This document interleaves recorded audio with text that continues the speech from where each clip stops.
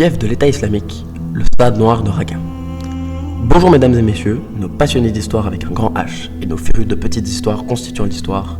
Aujourd'hui, Diego et moi-même, salut Diego, sommes ravis que vous nous écoutiez parler d'un sujet récent mais infiniment poignant. Ce troisième épisode, nous allons conter comment l'emblématique lieu de retrouvailles du peuple de Raqqa s'est transformé en une prison sordide dirigée par l'État islamique, le stade noir de Raqqa. Pour commencer, nous aimerions bien vous situer un peu avant de rentrer au cœur du sujet. Historiquement, Raqqa, ou Ar-Raqqa, est une ville du nord syrien.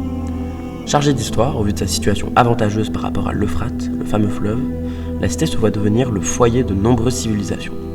Tout d'abord les Romains, qui fondent la ville sous l'ordre d'Alexandre le Grand, et par la suite les Byzantins, qui en font une forteresse défensive contre l'Empire perse. Raqqa, à partir du 8e siècle, se voit succéder de nombreux califats. Donc c'est un terme qui est assez important, qu'on va reprendre à de nombreuses reprises dans le podcast, donc on va vous donner une petite définition. Donc un calife, en français, ou califat en arabe, c'est des territoires qui sont soumis à un successeur. Et ici, vu qu'on est dans le monde musulman, c'est les successeurs du prophète Mahomet. Donc, tous ces califats vont faire gagner en splendeur et en pouvoir cette zone tant convoitée. Cette période musulmane sera stoppée net par l'invasion mongole en 1258. Et pour finir, l'Empire ottoman se rattachera à l'Elayet de Raqqa, donc la province de Raqqa, à partir de 1586.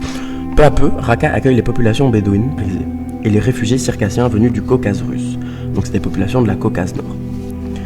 Bilan. Après le mandat français en Syrie, donc c'est-à-dire mener la Syrie à l'indépendance dans les plus brefs délais, c'est une opération qui a été menée par la France, entre 1922 et 1946, Raqqa devient une ville riche en commerce, riche en histoire, mais aussi riche au niveau culturel et intellectuel. Elle n'a rien à envier aux autres villes du monde arabe, n'est-ce pas ? Oups, n'oublions pas que le contexte politique depuis l'élection du président Hafez el-Assad est loin d'être calme. Le régime est autoritaire et même totalitaire. Des tensions militaires et civiles se font ressentir de manière très brutale depuis le coup d'état syrien en 1963, mettant au pouvoir le régime du parti arabe socialiste PAS. Tout s'accélère à partir du 17 juillet 2000 et qui est le jour d'élection du premier mandat de notre premier protagoniste, Bachar el-Assad. Entre musculation militaire, torture et élections truquées, le régime favorise tout doucement l'éclat d'une guerre civile. Tant attendu, le 15 mars 2011, la révolution syrienne débute dans le contexte du printemps arabe, par des manifestations majoritairement pacifiques en faveur de la démocratie contre le régime bassiste. Réprimé de manière brutale, le mouvement se transforme peu à peu en une rébellion armée. Au cours du conflit, divers camps font leur apparition. Les forces armées syriennes servant Bachar el-Assad et le gouvernement, l'armée libre syrienne et ses partisans, qui sont tous des rebelles. Et enfin, notre deuxième protagoniste, l'organisation terroriste salafiste djihadiste Daesh. La plus puissante des organisations rebelles. Bien que des groupes rebelles luttent contre la même cause, c'est-à-dire la démocratie, certains se revendiquent bien plus extrêmes que les autres. Ils opèrent à l'aide de la terreur et s'éloignent donc peu à peu de leurs combats principaux.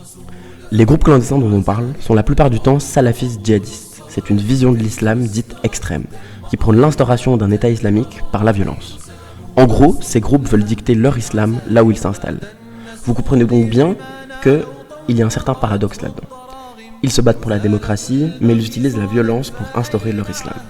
La situation est assez complexe. Les civils ne savent donc pas trop réagir au vu de la violence et de la terreur répandue par ces groupes. Prenons un exemple simple. Vous êtes un artisan syrien vivant modestement. Un beau matin, votre femme et vous-même êtes réveillés par des coups à la porte. Vous ouvrez et vous voilà face à un homme fort barbu, vêtu d'un turban et d'un pantalon à jambes bouffantes. Celui-ci n'a pas oublié son AK-47 évidemment. Voilà l'outfit of the day type d'un rebelle djihadiste en Syrie. Il vous demande de le suivre et vous guide jusqu'à une salle insalubre. Un homme est torturé devant vous et après exécuté. On vous dit que vous êtes soupçonné de collaboration avec l'État syrien. Ceci est un des modes opératoires types du mouvement rebelle.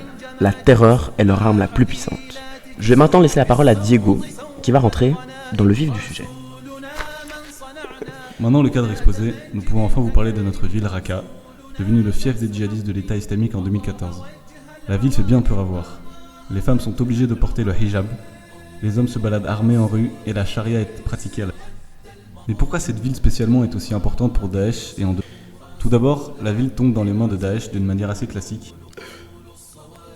La guerre civile syrienne et les manifestations anti-gouvernementales, comme mentionné juste avant, entraînent une militarisation du conflit et la formation de groupes rebelles, rien de nouveau finalement. Nous sommes maintenant en 2011. Ensuite, Raqqa devient la première ville syrienne à tomber aux mains de l'opposition, c'est-à-dire le front Al-Nosra, c'est une filiale d'Al-Qaïda, et l'armée libre syrienne en 2013. Peu après la prise de Raqqa, comme d'habitude, des affrontements entre les différents groupes rebelles éclatent. L'EIIL, donc l'État islamique en Irak et au Levant, futur Daesh, profite de ces divisions pour imposer son autorité. Pour la faire courte, il va leur falloir moins d'un an pour éliminer leurs rivaux et prendre le contrôle total de la ville en janvier 2014. Enfin, Raqqa devient officiellement le califat de Daesh en juin 2014. La ville est désormais un centre de recrutement, d'entraînement et de planification d'attentats internationaux. De plus, Raqqa est une ville avantageuse pour l'État islamique au vu de sa position géographique centrale. Il y a une certaine proximité avec l'Irak, un autre bastion de Daesh, mais aussi un accès à des routes commerciales importantes pour l'approvisionnement des armes des combattants. Daesh a aussi accès aux ressources de l'Euphrate et plus important encore, l'organisation peut aussi bénéficier des gisements de Deir ez-Zor, car Raqqa est en effet aussi une plaque tournante des champs pétroliers. Mais la caractéristique ayant sûrement le plus influencé l'État islamique dans le choix de cette ville, est sûrement la difficulté d'intervention pour les ennemis. Premièrement, aucun des opposants de Daesh n'a une présence importante à proximité de la ville de Raqqa. Deuxièmement, la ville est un véritable bouclier humain, c'est-à-dire que Daesh utilise la population civile comme protection contre tous les bombardements, ce qui rend toute offensive très risquée.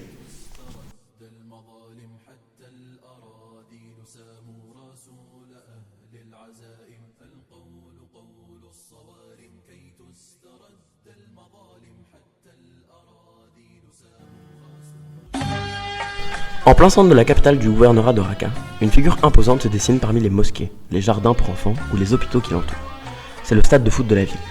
Il est pour les habitants à l'époque le seul monument de la ville, symbole de sport et de rassemblement. On peut y voir jouer l'équipe locale, le Al-Sahab Sport Club, présente depuis les années 60, qui lorsqu'il joue à domicile, accueille parfois jusqu'aux alentours de 15 000 spectateurs.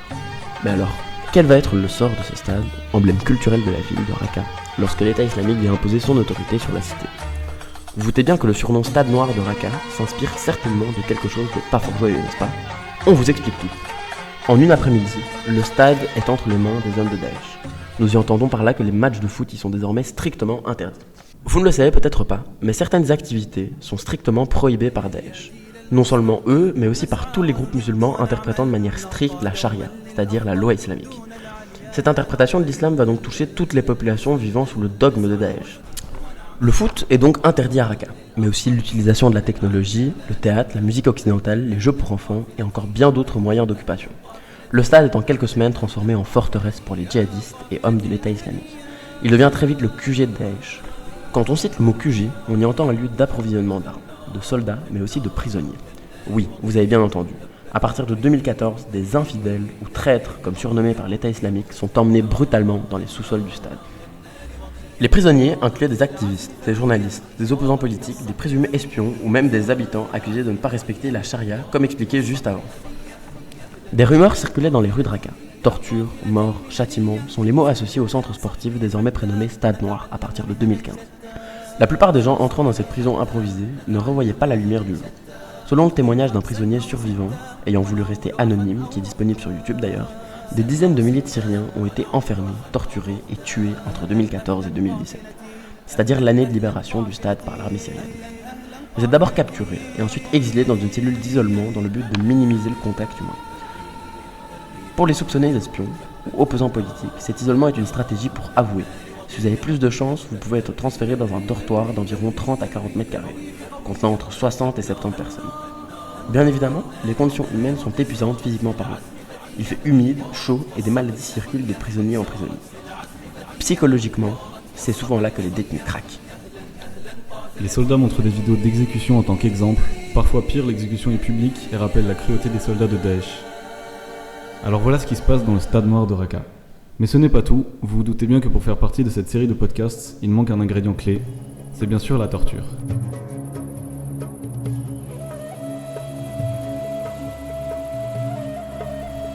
Elle est universelle, dans le stade c'est le passe-temps clé des défenseurs du califat. Lit fait à base de fil électrique, barre en fer ou tête la première ligotée par les pieds. C'est les moyens les plus efficaces pour faire régner la terreur au sein même de Raqqa. Ici, c'est le châtiment corporel qui l'emporte face à la torture psychologique. Physiquement parlant, c'est inhumain. Dans les cellules, vous êtes constamment attaché par les mains ou ligoté au mur en hauteur. Les mains gonflent, le sang circule mal et le corps devient lourd. Les lits électriques, eux, provoquent des brûlures, des engourdissements et compliquent la capacité de bouger le dos. La torture physique est pour Daesh le mode opératoire le plus efficace. Les prisonniers cédaient facilement et avouaient leur tort. Par la suite exécutés publiquement, les soupçonnés opposants sont à leur tour torturés psychologiquement. Le cercle est vicieux mais terriblement efficace pour répandre la peur. Dans la prison, il n'y a pas que des hommes, mais aussi des femmes et des enfants. Les femmes sont la plupart du temps des journalistes étrangères ou locales, mais aussi des tribunaux de la charia, pour trahison des règles islamiques. Les sentences sont tout aussi dures, elles sont humiliées par les djihadistes qui ne présentent aucune tolérance même pour les femmes. Le stade nord de Raqqa est selon nous une concentration des crimes commis par Daesh dans un même lieu. On entend par là que ce qui s'y passait, décapitation, torture, entraînement ou planification d'attaques, rien de tout ça n'est nouveau. Cette terreur était prolongée partout en Syrie depuis 2014, Raqqa était juste l'épicentre.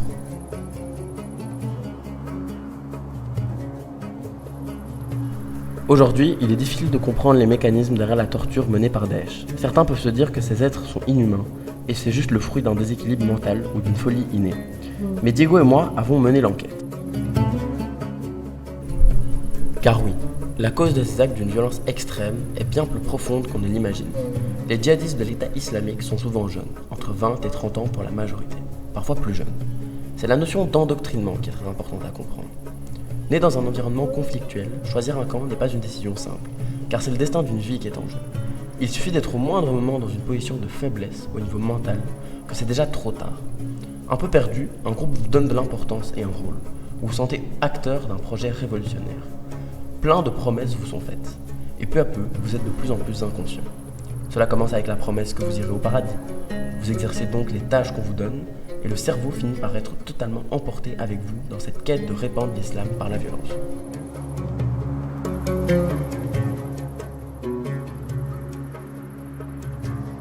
Les valeurs personnelles sont bafouillées, et sans s'en rendre compte, l'irréparable est commis. Vous allez torturer quelqu'un, et vous recommencerez sûrement. Nous avons tous une proximité effrayante avec la torture. Nous pouvons commettre n'importe quelle chose possible et imaginable, si nous sommes mis dans les bonnes conditions. Vous imaginez-vous que les immigrés belges, français et autres confinés en Syrie avaient une vie heureuse en France, en Belgique ou ailleurs? Se sentant pas vraiment belges, ni vraiment marocains, ni vraiment français, ni vraiment algériens, logés dans des endroits défavorisés, traités de crapules et de racailles, stigmatisés par une société les pointant du doigt.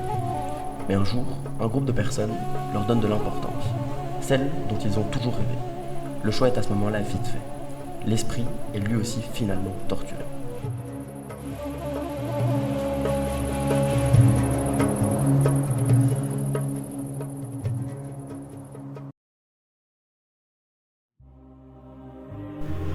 Donc merci de nous avoir écoutés aujourd'hui et je vais aussi remercier Diego d'avoir participé avec moi à ce podcast. Merci Diego.